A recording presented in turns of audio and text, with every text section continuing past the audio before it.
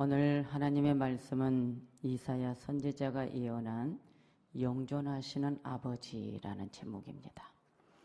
이사야 선지자가 메시아에 대해서 예언된 내용들이 여러 군데 나옵니다. 그리고 그분에 대해서 이미 말씀하신 부분들이 참 많습니다. 그런데 주전 500여 년, 그 오랜 세월 속에 예수님이 이제 이 땅에 오실 것에 대한 예언을 이사야 선지자가 던지는데, 그 던진 예언대로 주님이 성육신하셔서 오신 것입니다. 그런데 오늘 이 9장에서는 메시아에 대해서, 그분의 속성, 그분이 이 땅에 오셔서 어떤 사역을 이루실 것인가, 그분에 대한 모든 것이 또 오늘 이 본문에 나옵니다. 그런데 우리는 이제 예수님의 지혜를 받고 예수님의 그런 능력을 소유해서 우리가 나가야 될 때가 더 이때가 아닌가 생각해 보는 거예요.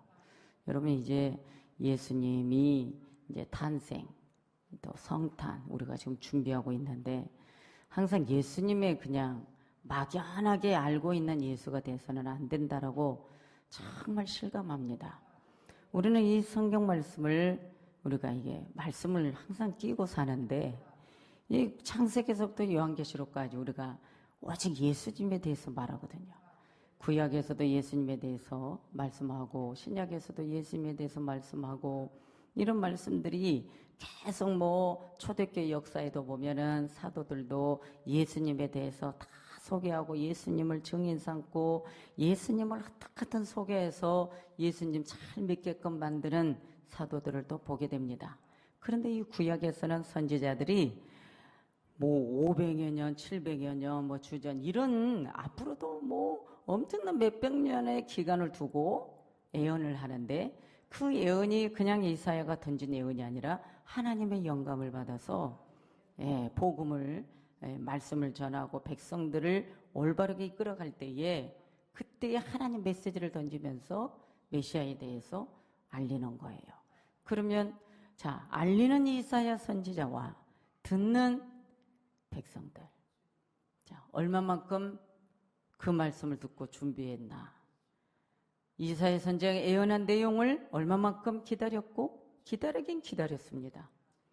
기다렸긴 기다렸는데 그 예수님이 왕궁에서 나실 줄 알았어요. 왜? 하나님의 본체, 그분이 이 땅에 오시는데 얼마나 영광형으로 오시겠어요? 그렇게 생각했지만 결국은 아니었잖아요. 그래서 그냥 이 땅에 누구야, 다윗의 그 족보에서부터 계속 말씀하시지만 솔직히 아브라함의 족속부터 계속 나오죠. 그런데 그분이 이 땅의 목수의 아들로서 제일 가난한 목수의 아들로 태어난 이 부분에 대해서 계속 인간적인 생각들이 하나님에 대한 부분을 인정하지 않습니다. 그러나 저는 오늘 이 본문을 통해서, 그래, 이미 이사야 선지자가 던져준 이 메시지를, 자, 우리도 이미 말씀을 더 깊이 알고 앞으로 다시 오실 재림 예수님을 맞이하기 위해서 내가 신앙생활을 잘해야 되지 않겠는가.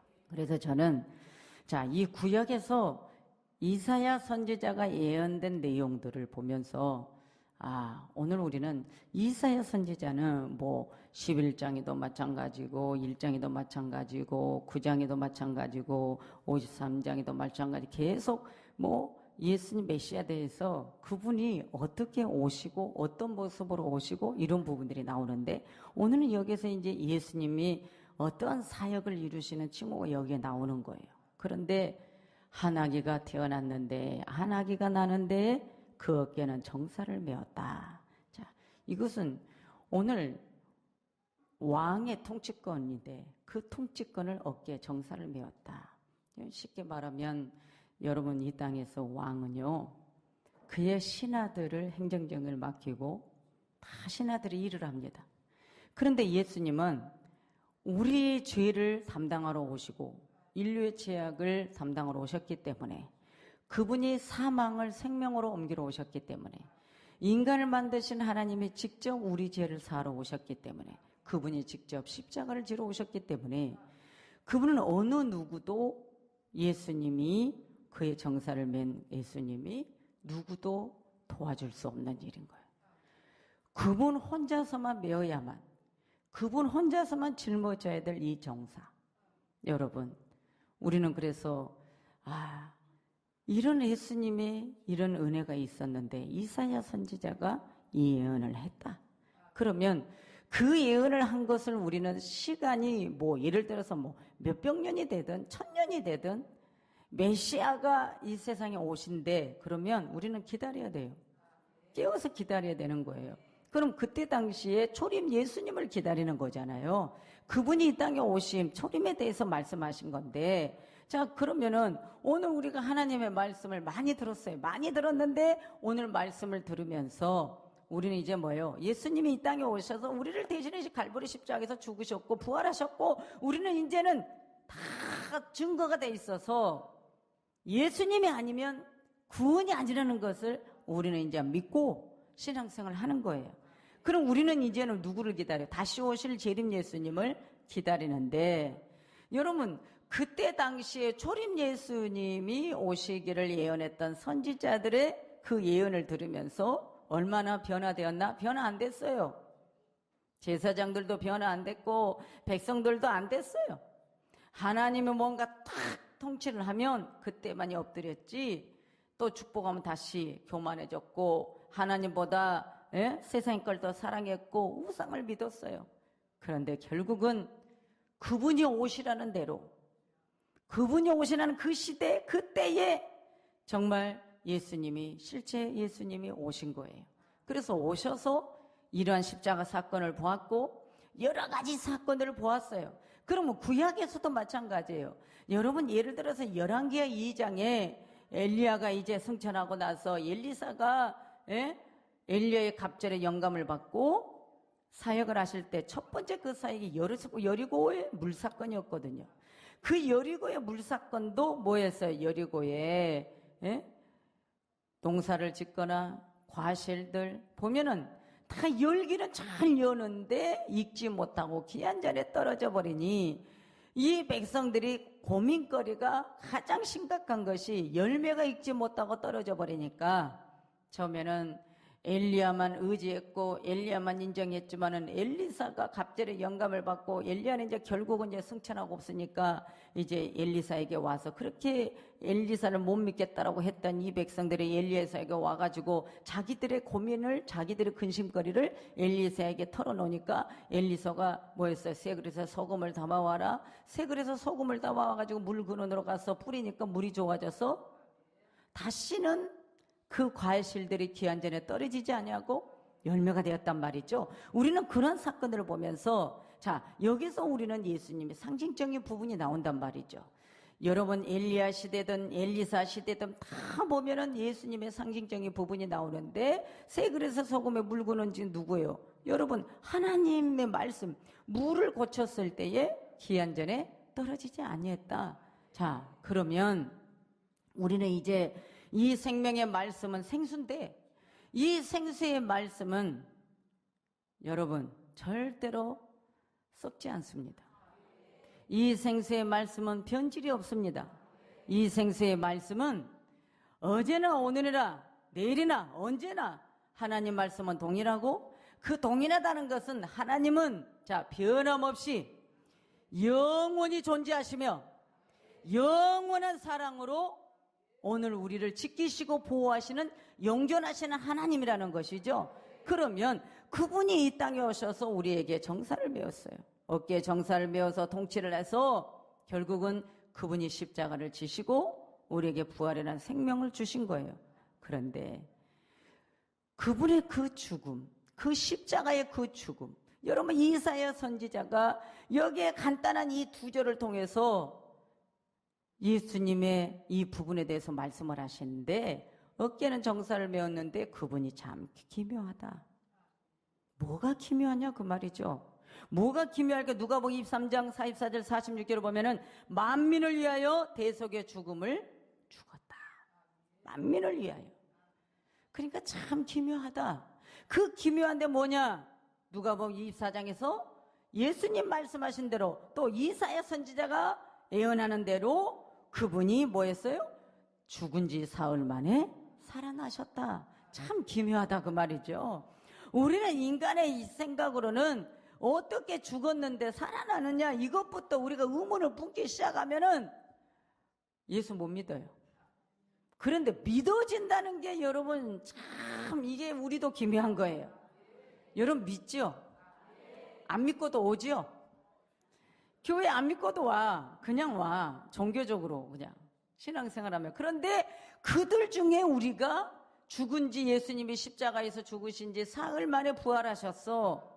살아나셨어. 이게 지금 믿어진다는 것은 이건 엄청난 거단 말이죠. 그런데 또 예수님이 뭐예요? 사도행전 1장의 9절 10절에서 가보면 가나안 산에 500의 형제들이 있을 때에 뭐 했어요? 예수님이 승천을 했어요. 승천했어요. 이것도 참 기묘하다 그 말이죠.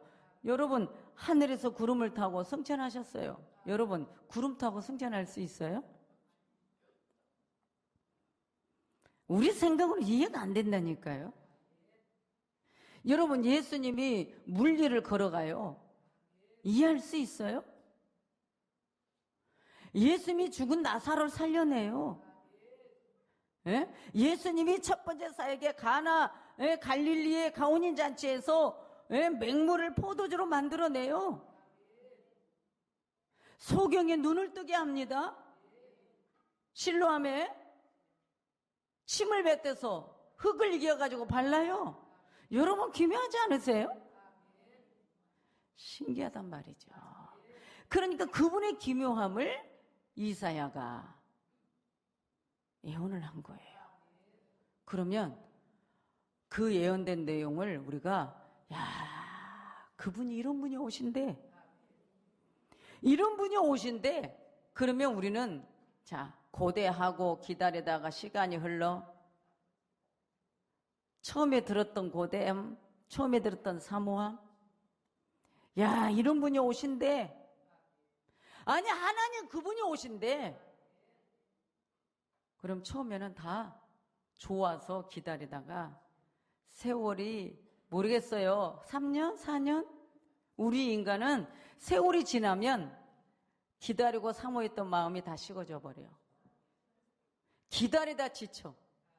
여러분 오늘 우리가 그렇게 예수님을 내가 죽는 그날까지 주님만 사랑합니다 하다가 힘드니까 또 다른 생각을 한 게 우리 인간이거든요.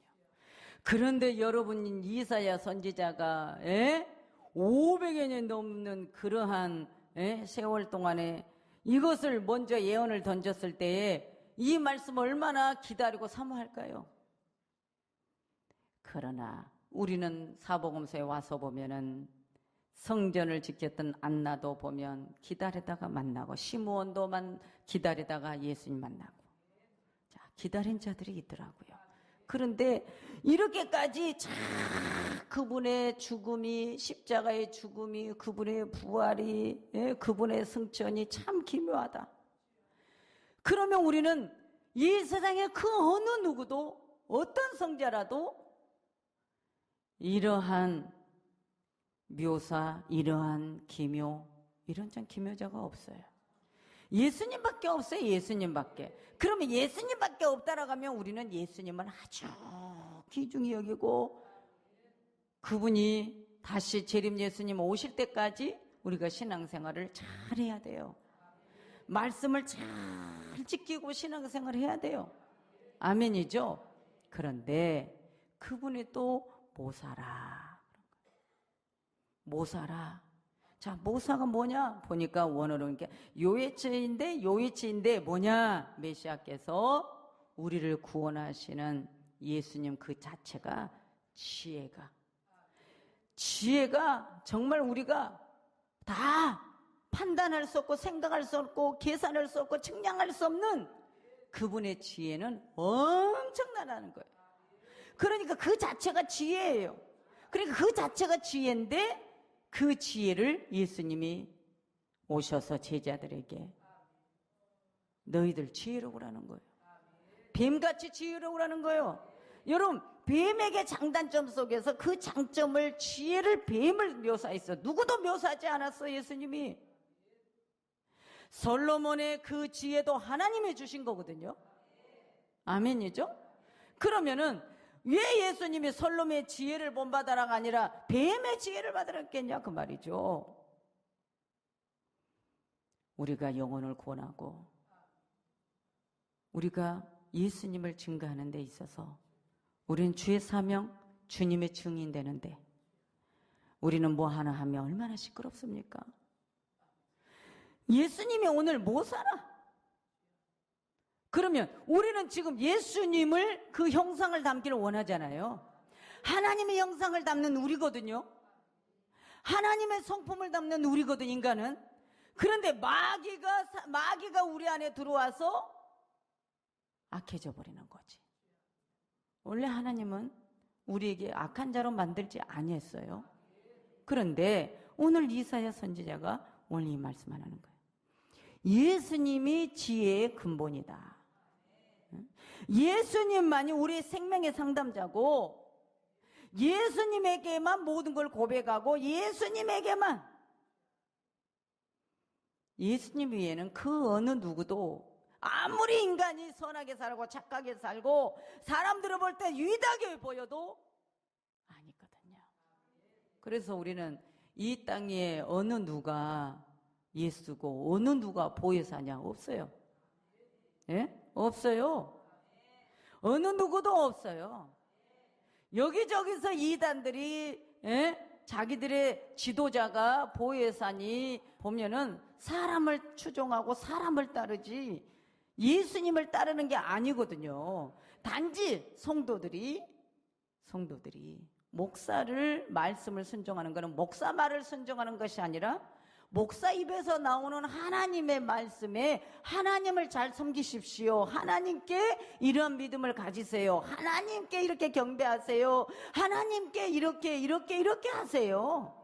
이거거든요. 성경에 있는 것을 가르쳐주고 성경에 있는 대로 순종하라고 하고 성경에 있는 대로 아버지를 잘 경배하라고 가르치는 거거든요. 그런데 그게 잘못됐다라면 어떡하냐고 말이죠. 여러분, 교회는 그의 몸이다? 그러면 교회 따르고 예수님 따르고 목사 따릅니까? 아니지 않습니까? 여러분, 예배당에 와서 우리가 하나님께 예배합니다. 우리 모두 목사이든 장로님이든 안수집사, 권사, 모든 병신도들이 다 하나님께 우리 모두는 예배하는 거예요. 여러분은 좋은 게 뭐예요? 여러분은 앉아서 찬양하라면 찬양하고 기도하라면 기도하고 말씀 들으라면 말씀 듣고 여러분은 그냥 가만히 앉아서 시키면 시킨 대로 해요. 몸은 시킨 대로 한 것 같지 마음은 아니지. 또 따로 놀 때 있죠. 그런데 목사는 뭐예요? 여기서 지금 다 집례하면서도 나도 지금 하나님께 경배해야 되고 말씀을 전하면서도 나도 먹어야 되고 잘못 전하면 나도 주고. 목사가 얼마나 힘든 일인데요. 그런데 오늘 우리는 주님의 은혜이거든요. 오늘 말씀을 전하는 것도 영적으로 생각하면 복인데 힘들단 말이에요. 그분의 말씀을 진리를 외치면 잘못됐다 하니까.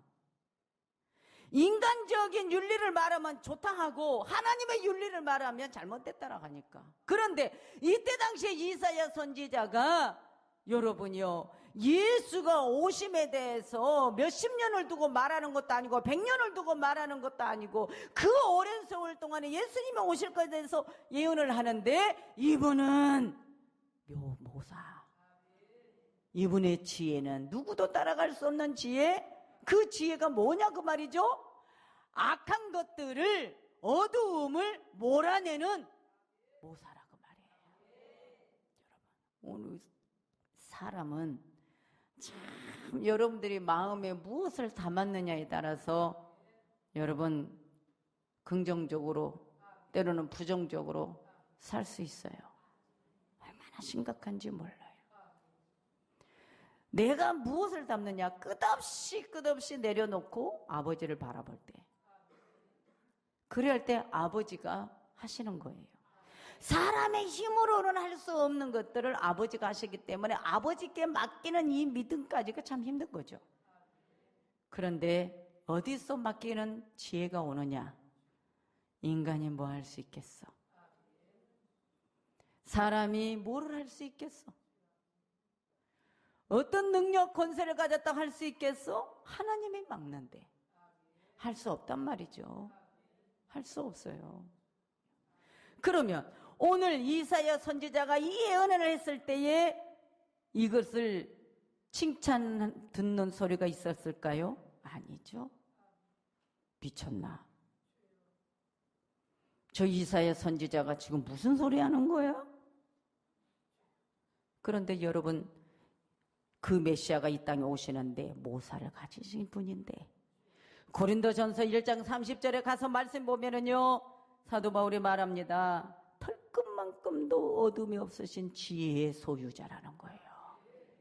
그러니까 털끝만큼도 어둠이 없는 지혜자의 소유자니, 그 지혜는 뭐냐? 어둠을 가지고 들어오지 않는, 어떻게든 내 생각을 잘 지키고 관리하고 예수 그리스도만 내 안에 모셔들여서 지혜자의 소유주, 그분 하나님 통치자이신 그분을 우리는 모셔드리고 어둠이 들어올라 갈 때 몰아내버려야 된다는 것입니다.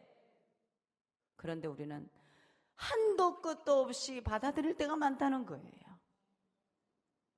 우리가 예수님의 성탄을 맞이하고, 여러분 2부 전날 행사를 하고 또 25일 성탄 예배를 드립니다.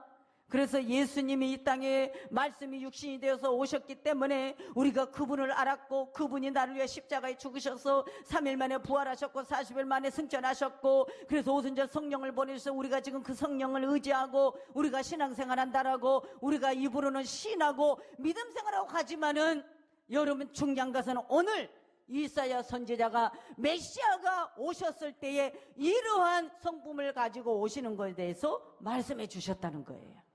그러니까 저와 여러분들은 하나님의 자녀는 예수 그리스도 참빛, 그분의 빛이요. 그분은 어떤 빛이요? 우리의 생명으로 인도하시는 빛이다 그 말이에요. 엄청난 지혜의 소유자예요. 세상의 지혜는 그 어떤 것 하나님 앞에 여러분이요 어리석은 것밖에 안 돼요. 그래서 저와 여러분 하나님의 지혜를 받기를 원합니다. 하나님의 지혜를 소유하기를 원합니다.